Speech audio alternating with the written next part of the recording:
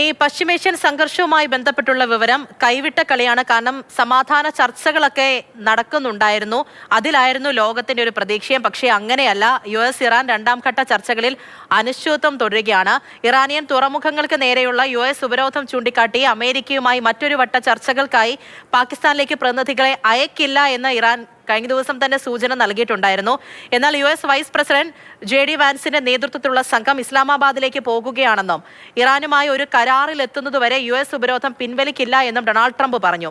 US ഉപരോധം വെടിനിർത്തൽ ലംഘനമെന്ന ചർച്ചകൾക്ക് മധ്യസ്ഥത വഹിക്കുന്ന പാകിസ്ഥാനോട് ഇറാൻ വിദേശകാര്യമന്ത്രി അബ്ബാസ് അരഗ്ചി പറഞ്ഞു. അതേസമയം കഴിഞ്ഞ 12 മണിക്കൂറിനുള്ളിൽ ഹോർമൂസ് കടലിടുക്കിലൂടെ 3 കപ്പലുകൾ മാത്രമേ സഞ്ചരിച്ചിട്ടുള്ളൂവെന്ന് ഷിപ്പിംഗ് ഡാറ്റ ഉദ്ധരിച്ച് ഇറാന്റെ തസ്നീം വാർത്താ ഏജൻസി റിപ്പോർട്ട് ചെയ്തു. US ഉപരോധം അവഗണിച്ച് ഇറാനിയൻ കപ്പൽ ഹോർമൂസ് കടലിടുക്ക് കടന്നതായും വിവരമുണ്ട്. ഇറാനിയൻ പതാകയുള്ള ചരക്ക് കപ്പലായ ഷോജ 2 ഇന്ത്യയിലെ കള്ള തുറമുഖത്തേക്കുള്ള യാത്ര തുടരുകയാണ്. ഹോർമൂസ് കടലിടുക്കിന് സമീപം US പ്രതിരോധം കടക്കാൻ ശ്രമിച്ച ഇറാന്റെ തൗസ്ക എന്ന ചരക്ക് കപ്പൽ അമേരിക്ക തടഞ്ഞുവെച്ചതിന് പുതിയ ചിത്രങ്ങൾ US സെൻട്രൽ കമാൻഡ് പുറത്തുവിട്ടു.